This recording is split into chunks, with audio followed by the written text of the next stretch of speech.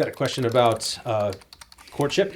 I'm a father, and my daughter just started dating a young man. Both of them are 20 years old, and I've never done anything like this. I'm wondering if you have any advice for me in what I should be doing or any ditches to avoid.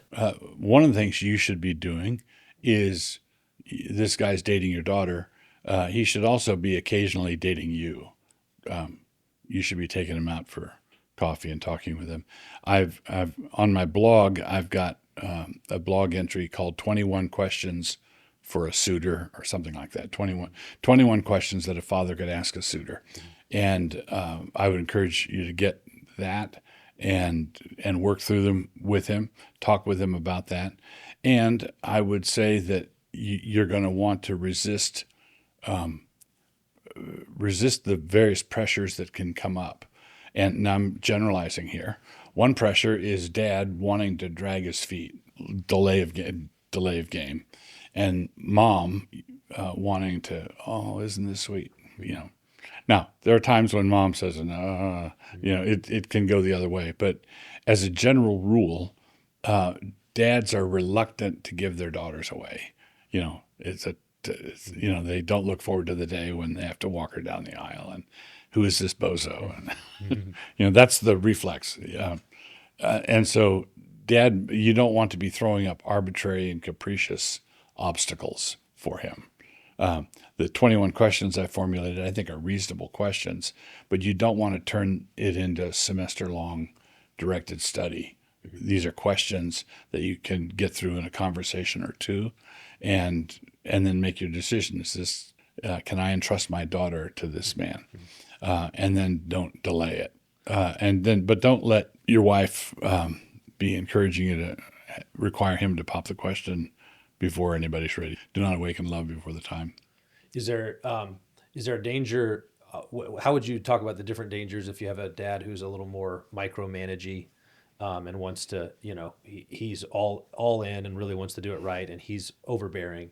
And then on the other side, I can imagine a dad who's much more hands off and just sort of, oh, you guys will figure it out. And are there things that he should do if this guy is one of those? How would you address or exhort each of those dads? Oftentimes, the guy who doesn't want to ask, let's say, some of the 21 questions are, do you have a problem with porn? It would be one of them. One of the reasons dads who abdicate are reluctant to ask questions like that is they don't have any idea what they would say if the answer comes back, yeah. Right. Yeah. All of a sudden, I'm a pastoral counselor, or all of a sudden, I've got to all of a sudden, I'm in over my head. Mm-hmm. So the thing to do would be is if your daughter's 15, get those questions now and work through what you think about these. Is this a deal breaker? Mm-hmm. If the guy's been married 3 times before, yeah, it's a deal breaker.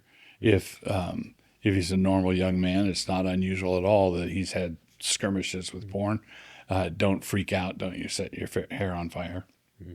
You're evaluating character, and you're not evaluating character simply and solely on the basis of a moral failing 3 years ago.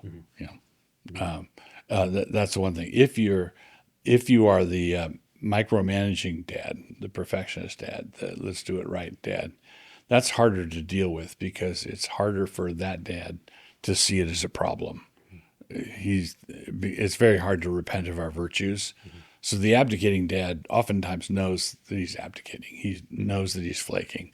But the dad who's on it doesn't think of it as a failure. He just thinks I'm being scrupulous. I'm doing due diligence. Mm-hmm. And I would encourage him to get pastoral counsel from people who know him.